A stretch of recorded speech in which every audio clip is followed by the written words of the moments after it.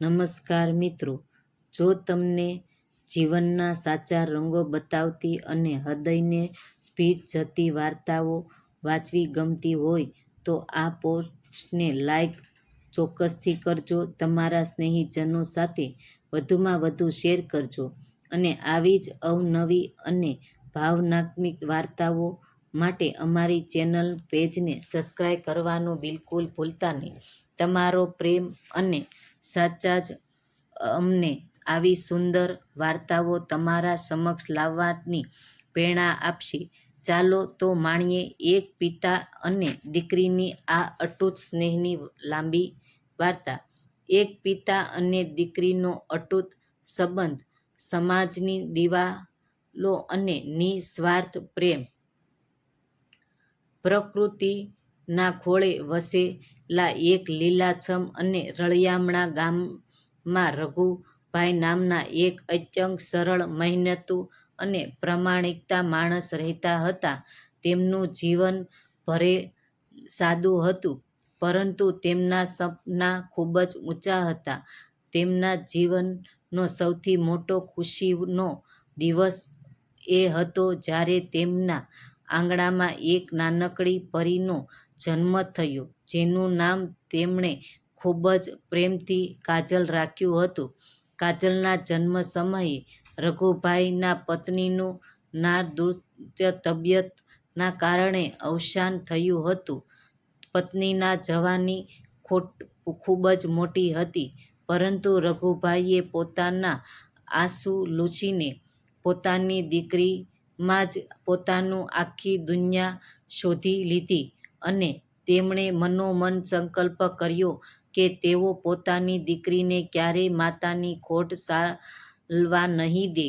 રઘુભાઈએ દિવસ-રાત કાજલ, ઝાળ, ગરમી કે કાતિલ ઠંડીની પરવા કર્યા વિના ખેતરમાં કાળી મજૂરી કરતા હતા, જેથી કાજલને સારામાં સારું જીવન અને ઉચ્ચ શિક્ષણ આપી શકાય. અને કાજલ પણ નાનપણથી જ તે પિતાની આ મહેનત અને તેમના બલિદાનને ખૂબ જ ઊંડાણપૂર્વક સમજતી હતી. સમય નદીના પ્રવાહની જેમ વહેતો ગયો અને કાજલના ધીમે ધીમે મોટો થવા લાગી. તે માત્ર દેખાવો જ સુંદર નહોતો, પરંતુ તેના સંસ્કાર અને તેની સમજણ આખા ગામમાં વખાણાતી હતી. તે શાળામાં હંમેશા પ્રથમ અને ઉત્તીર્ણ થતી હતી. રઘુભાઈ જ્યારે તેના ઇનામ લેતા જોઈને ત્યારે તેમની છાતી ગર્વથી ફૂલી જતી હતી અને તેઓ પોતાનો બધો જ થાક ક્ષણભરમાં ભૂલી જતા હતા. કાજલ જાણતી હતી કે તેના પિતા આખો દિવસ ખેતરમાં થાકીને આવે છે. તેણે નાની ઉંમરે જ ઘરની બધી જ જવાબદારીઓ પોતાના માથે લઈ લીધી હતી. સવારે વહેલા ઉઠીને પિતા માટે ગરમ રોટલી બનાવવા, તેમનું માથું તૈયાર કરવું અને રાતે તેઓ જ્યારે થાકીને આવે ત્યારે તેમના પગ દબાવી આપવા, આ બધું જ કાજલના રોજિંદા જીવનનો હિસ્સો બની ગયું હતું. રઘુભાઈ ઘણીવાર તેને કહેતા કે બેટા, તું ભણવામાં ધ્યાન આપ, આ કામ હું કરી લઈશ. પણ કાજલ હસીને કહેતી કે બાપુજી, તમારી સેવા કરવાથી મને જે શાંતિ મળે છે તે દુનિયાના કોઈ પુસ્તકમાં નથી. અને પિતા તેમજ દીકરી વચ્ચેનો આ સ્નેહ અને સમજણ જોઈને ગામના લોકો પણ અચંબિત થઈ જતા હતા. પરંતુ જેમ જેમ કાજલ યુવા અવસ્થામાં પ્રવેશી, તેમ તેમ રઘુભાઈ મનમાં એક અજાણ્યો અને ઊંડો ડર ઘર કરવા લાગ્યો. જે ઘરની દીકરી પિતાને સતાતો હોય. આપણા ભારતીય સમાજમાં રૂઢિચુસ્ત પરંપરાઓ અને રીતિ-રિવાજો મુજબ દીકરી તો પારકી થાપણ કહેવાય અને એક દીકરી તેને પોતાના પિતાનું ઘર છોડીને પારકા ઘરે વળવાની જ પડે છે. આ વિચાર માત્રથી રઘુભાઈનું હૃદય કંપી ઉઠ્યું હતું. જ્યારે રઘુભાઈ તેમનો કાજલને આંગણામાં હસતી રમતી ને ઘરનું કામ કરતી જોતા ત્યારે તેમને વિચાર આવતો કે જે દિવસે આ દીકરી આ ઘર છોડીને જતી રહી છે ત્યારે આ રઘુભાઈ કેટલું સૂનું થઈ જશે અને ઘરની દિવાલો પણ જાણે કાજલના હાસ્ય વિના રડતી હશે એવો ભાસ તેમને થવા લાગ્યો હતો. સગા સંબંધીઓ અને ગામના વડીલો વારંવાર રઘુવીરભાઈને ટોકવા લાગ્યા હતા કે હવે દીકરી મોટી થઈ ગઈ છે, તેના માટે કોઈ સારો મુહૂર્ત શોધીને તેના હાથ પીળા કરી દો, પણ રઘુભાઈનું મન હજી પોતાની વહાલસોઈ દીકરીને પોતાનાથી દૂર કરવા માટે જરાય તૈયાર નહોતું. એક દિવસ સાંજનો સમય હતો અને આકાશમાં સૂર્યાસ્ત કારણે કેસરી તેમજ સોનેરી રંગો પથરાયેલા હતા. ત્યારે ગામની નજીકના કિનારે ઠંડો પવન ફૂંકાઈ રહ્યો હતો અને ત્યાં એક ઝાડ નીચે રઘુભાઈ અને કાજલ શાંતિથી બેઠા હતા. કાજલે પોતાના પિતાના ચહેરા પરથી ચિંતાના રેખાઓ વાંચી લીધી અને તેણે પિતાનો બરછટ તેમજ મહેનતી કઠણ થઈને ગયેલો હાથ પોતાના નાજુક હાથમાં લઈને કહ્યું, બાપુજી, તમે મારી ચિંતા ના કરો. હું ગમે તેટલી મોટી થઈ જાઉં, ગમે તેટલું ભણી લઉં, પણ હું તમારી સાથ ક્યારેય નહીં છોડું અને હું હંમેશા તમારી પડખે જ ઊભી રહીશ. દીકરીના આ નિસ્વાર્થ અને પ્રેમભર્યા શબ્દો સાંભળીને રઘુવીરભાઈની આંખોમાંથી ચોધાર આંસુ વહેવા લાગ્યા. તેમને ગળે ટૂંબો બાજી ગયો અને તે જ ક્ષણે તેમના મનમાં એક અત્યંત ધાર્મિક વિચાર આવ્યો કે જો ખરેખર આ સમાજમાં લગ્નની અને દીકરીને વિદાયની આ કઠોર રસમો ન હોય તો માણસને ઘડપણમાં ક્યારેય વૃદ્ધાશ્રમ કે એકલાતાનો સામનો ન કરવો પડતો, કારણ કે ઉંમરભરનો સૌથી સાચો અને વહાલો સહારો તો દીકરી જ બની શકે છે.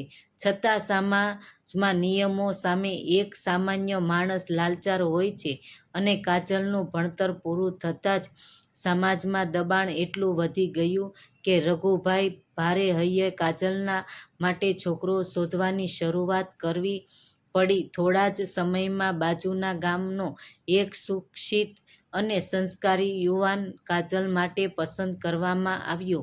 લગ્નનું મુહૂર્ત લેવાયું અને ઘરના શરણાઈનો વાગવાની શરૂઆત થઈ, પરંતુ આ શરણાઈના સૂર રઘુભાઈના કાનમાં કોઈ કરુણ ગીત જેવા લાગતા હતા. લગ્નની તૈયારીઓ ચાલતી હતી અને ઘરમાં મહેમાનોનું ચલનપલન હતી, પણ પિતા અને દીકરી બંને અંદરથી તૂટી રહ્યા હતા અને કાજલ રાત્રે છાનીમાની રડી લેતી, કારણ કે તેને એ વાતની સૌથી વધુ ચિંતા હતી કે તેના ગયા પછી તેના વૃદ્ધ પિતાની સંભાળ કોણ રાખશે. રઘુભાઈ પણ દીકરીની ખુશ ખાતર પોતાના આંસુ છુપાવતા હતા, પણ હકીકત એ હતી કે તેઓ પોતાની અડધી જિંદગી કોઈ બીજાને સોંપી રહ્યા હતા. અને આખરે તે કઠોર દિવસ આવી જ ગયો. લગ્ન મંડપમાં જ્યારે રઘુભાઈએ કાજલનો હાથ વરરાજાના હાથમાં મૂકીને કન્યાદાન કર્યું ત્યારે તેમના હાથ ધ્રુજી રહ્યા હતા અને જાણે કોઈ તેમના શરીરમાં તેમનો આત્મા છીનવી રહ્યો હોય તેવું પીડા તેમને થઈ રહી હતી. વિદાયનો સમય સૌથી હૃદયદ્વારા હતો અને કાજલના પોતાના પિતાને વળગીને ધ્રુજતે રડી રહી. આખું ગામ આ દ્રશ્ય જોઈને ભાવુક થઈ ગયું હતું, કારણ કે સૌ જાણતા હતા કે આ માત્ર એક દીકરીની વિદાય નથી, પરંતુ એક પિતાના સ્વહૃદયની વિદાય છે. કાજલ ગાડીમાં બેઠી અને ધીમે ધીમે ગાડી આંખોથી દૂર થઈ ગઈ ત્યારે રઘુભાઈ તે ધૂળ ઉડતા રસ્તાને કલાકો સુધી શૂન્ય નતમસ્તક થઈને ટકી રહ્યા અને તેમનું આખું ઘર, જે ગઈકાલે સુધી હાસ્યથી ગુંજતું હતું, તે હવે એક ભયાનક શાંતિ અને એકલાતાથી ભરાઈ ગયું હતું. લગ્ન પછી કાજલ પોતાના સાસરે પહોંચી અને ત્યાંની નવી દુનિયામાં, નવા સંબંધોમાં અને નવી જવાબદારીઓમાં વ્યસ્ત થવા લાગી. સાસરિયા પક્ષના લોકો ખૂબ જ સારા હતા અને કાજલને ખૂબ જ પ્રેમ આપતા હતા, પણ દીકરીનું મન હંમેશા તેના પિતાના ચિંતામાં જ રહેતું હતું. તે દિવસમાં 2 વાર અચૂક ફોન કરીને પૂછતી કે બાપુજી, તમે જમ્યા? તમારી દવાનો સમય થઈ ગયો છે, દવા લઈ લીધી? અને રઘુભાઈ પણ માત્ર ફોન પર દીકરીનો એ જ મીઠો અવાજ સાંભળીને જ પોતાના દિવસનો બધો થાક ઉતારી દેતા હતા. ફોન પર વાત કરતી વખતે બંને પોતાના આંસુ છુપાવીને એવો ઢોળ કરતા જાણે તેણે ખૂબ ખુશ છે, પણ વાસ્તવિકતા એ હતી કે દીકરી વિના રઘુવીરભાઈ અસ્તિત્વ અધૂરું થઈ ગયું હતું. અને ક્યારેય તહેવારોમાં કાજલ પિયર આવતી ત્યારે ઘર ફરીથી જીવિત થઈ ઉઠ્યું, પણ થોડા દિવસોમાં તેની વિદાયનો સમય આવતો ત્યારે રઘુભાઈ ફરીથી એ જ પીડાદાયક શૂન્યતામાં ઘટેલાઈ જતા હતા. રઘુભાઈ માટે આ શરૂઆતના 2 વર્ષો જાણે 2 સદી જેવા લાંબા અને કપર રહ્યા હતા, અને એકલા તેમના શરીર તેમજ મન બંને પર હાવી થઈ રહી હતી. ઘરમાં સવાર પડી પણ હવે તે ઉત્સાહ નહોતો રહ્યો અને તેઓ પોતાના માટે રસોઈ બનાવતા પણ ઘણીવાર એકલા બેસીને જમતી વખતે કાજલનો ચહેરો સામે આવી જતો અને કોળિયો ગળેથી નીચે જ ઉતરતો. કાજલ પણ પોતાના સાસરિયે રહીને એક પત્ની અને વહુ તરીકે બધી જ ફરજો બજાવતી હતી, પણ તેનું અડધું મન હંમેશા તેના પિતાના ખાલી ઘર તરફ જ દોડતું રહેતું, અને તે રોજ રાતે પિતા સાથે લાંબી વાતો કરતી, તેમની તબિયતનું પૂછતી કરતી અને વારંવાર પૂછતી કે બાપુજી, તમે એકલા કંટાળી નથી જતા કે મને તમારી બહુ ચિંતા થાય છે? જેના જવાબમાં રઘુભાઈ હંમેશા ભારે હૈયે હસીને કહેતા કે બેટા, તું તારો ઘરે સુખી છે એટલું જ હું પણ સુખી છું. એક વખત શિયાળાની ઋતુમાં રઘુવીરભાઈની તબિયત અચાનક જ ખૂબ જ લડતી ગઈ અને તેમને અતિશય તાવ તેમજ અસ્થમાનો હુમલો ઉપડ્યો, જેના કારણે ઘરમાં તેમની સંભાળ રાખવાવાળું કોઈ નહોતું. અને જ્યારે કાજલને આ વાતની ખબર પડી ત્યારે તે બધી મર્યાદાઓ તેમજ સાસરીના કામો છોડીને તરત જ પિયર છોડી આવી. પિતાના આ હાલત જોઈને તેનું હૃદય દ્રવી ઉઠ્યું અને તેણે દિવસ રાત જોયા વિના પિતાની ચાકરી શરૂ કરી દીધી. સમયસર દવા આપી, ગરમ સૂપ બનાવવો અને પિતાના માથા પર ઠંડા પાણીના પોતા મૂકવા. કાજલ જાણે ફરીથી એ જ નાની દીકરી બની ગઈ અને જે પિતાના સુખ દુઃખમાં પડખે ઊભી રહેતી હતી. ગામના લોકો પણ કાજલની આ સેવા જોઈને કહેતા કે દીકરો હોય કે કદાચ આટલી કાળજી ન રાખત, આ તો દીકરી છે એટલે જ રઘુભાઈનું જીવન બચી ગયું. અને થોડા દિવસોનું સખત વારંવાર તેમજ કાળજાળના અથાણા પ્રેમથી રઘુભાઈ સાજા તો થઈ ગયા, પણ તેમના મનમાં એક નવો જ અફસોસ જાગ્યો. એક દિવસ બપોરે જ્યારે કાજલ તેમના માટે રોટલો શેકતી રહી હતી ત્યારે રઘુભાઈ તેને એટલી ટેન્શન જોઈ રહ્યા હતા અને તેમની આંખોમાં આંસુ આવી ગયા કે આ મારી જ દીકરી છે, જેણે મને નવું જીવન આપ્યું, જે મારા શ્વાસની રખેવાળ છે. પણ આ સમાજનો કેવો વિચિત્ર નિયમ છે કે જેણે આખી જિંદગી મને સાચવ્યો તેને જ મારે થોડા દિવસોમાં પાછી વિદાય આપવી પડશે. જો કોઈ દીકરી પોતાના માતા પિતા સાથે આજીવન રહી શકતો હોય તો દીકરી કેમ નહીં? અને સમાજના આ ભેદભાવ તેમજ ખોટા રિવાજોને કેટલાય પિતાને ઘડપણમાં લાચાર અને એકલા કરી દીધા છે.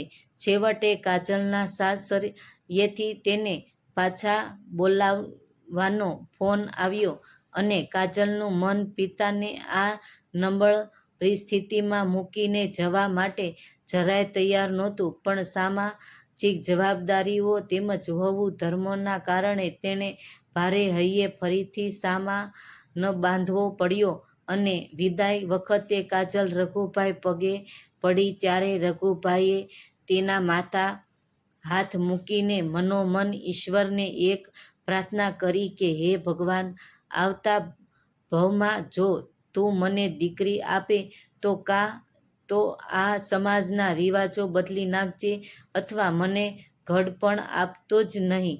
કાજલની ગાડી ફરીથી ગામના પાદરે નીકળી ગઈ અને રઘુભાઈ ફરીથી એકવાર એક જ ખાલી આંગણામાં એકલા ઊભા રહ્યા ગયા. અને આ વાર્તા તેમના રઘુભાઈની આ વેદના આપણને વાસ્તવિકતાનો એક જ બહુ મોટો પાઠ ભણાવે છે કે હું દીકરીનો ખરેખર ઈશ્વરનું સૌથી સુંદર સર્જન છું, જે પોતાના માતા પિતાના દુઃખને બોલ્યા વિના સમજી જાય છે. દીકરાએ કદાચ મોટા થઈને પોતાની અલગ દુનિયા વસાવી લે તો પણ દીકરી પારકા ઘરે ગયા પછી પણ પોતાના પિતાના હૃદય સાથે જોડાયેલી જ રહે છે. અને સમાજની આ પરંપરાનો જ છે જે તેમને શારીરિક રીતે દૂર કરે છે. બાકી ભાવનાત્મક રીતે તો દીકરીઓ આજીવન પોતાના માતા પિતાનો જ સહારો હોય છે. એટલે જ પેલું વાક્ય ખરેખર 100% સોના જેવું સત્ય છે કે જો આ સમાજની અંધરી રસમો અને રિવાજોની મજબૂત ન હોત તો દરેક પિતા ઘડપણ સુરક્ષિત હોત અને ઉંમરભરનો સૌથી વહાલો તેમજ સાચો સહારો આપણી દીકરી જ હોત. કારણ કે દીકરીઓનો પ્રેમ અનંત છે અને તેને કોઈ શહેર હોય કે રિવાજો ક્યારેય ઓછો કરી શકતા નથી.